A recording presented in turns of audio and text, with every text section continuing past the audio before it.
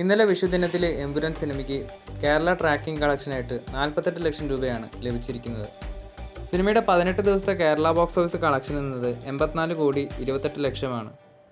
ഇന്നത്തെ കേരള ട്രാക്കിംഗ് കളക്ഷനായ 48 ലക്ഷം കൂടി കൂട്ടുമ്പോൾ എമ്പുരാൻ സിനിമയുടെ ഇതുവരെയുള്ള കേരള കളക്ഷൻ ഏകദേശം 84 കോടി 76 ലക്ഷമാകും.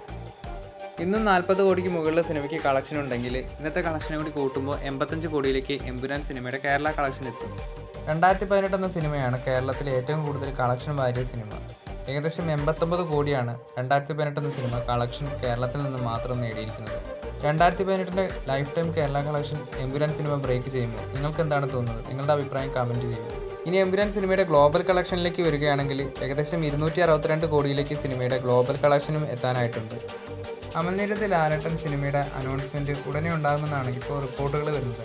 ഫ്രാൻസ് സിനിമയുടെ റൈറ്ററും റിഫിൽ ക്ലബ്ബ് സിനിമയുടെ കോ പ്രൊഡ്യൂസറുമായ വിൻസെൻ്റ് വടക്കനും അമൽനീരദിനോടൊപ്പം ചേർന്നുകൊണ്ടാണ് സിനിമയുടെ സ്ക്രിപ്റ്റ് ഒരുക്കുന്നതെന്നാണ് അറിയാൻ സാധിക്കുന്നത്. ഈ ഒരു സിനിമയിൽ ഫഹദ് ഫാസിലും ഒരു പ്രധാനപ്പെട്ട റോളിലെത്തുന്നുണ്ടെന്ന് നമുക്കറിയാം. അതുപോലെ മറ്റൊരു മോളിവുഡ് ആക്ടറും ഈ ഒരു സിനിമയിൽ അഭിനയിക്കുന്നുണ്ടെന്നാണ് ഇപ്പോൾ അറിയാൻ സാധിക്കുന്നത്. ലാലേട്ടനും ഫഹദ് ഫാസിലും കൂടാതെ സിനിമയിലെത്തുന്ന മറ്റൊരു താരം ഉണ്ണിമുകുന്ദനായിരിക്കുമെന്നും ചില റൂമേഴ്സൊക്കെ വരുന്നുണ്ട്. ഈ ഒരു കാസ്റ്റിംഗ് ഒക്കെ കണ്ടിട്ട് ഡോൺലി അണ്ണൻ്റെ the gangster the cop the devil എന്ന സിനിമയുടെ റീമേക്കാണോ അമൽനീരദ് ചെയ്യാൻ പോകുന്നതെന്നുള്ളൊരു സംശയമുണ്ട്. എന്തു തന്നെയായാലും സിനിമയുടെ അനൗൺസ്മെൻറ്റിനായിട്ട് നമുക്ക് കാത്തിരിക്കാം.